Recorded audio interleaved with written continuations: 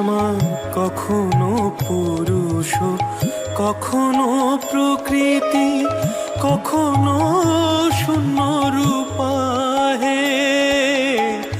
কখনো পুরুষ, কখনো প্রকৃতি, কখনো শূন্য রূপা হে।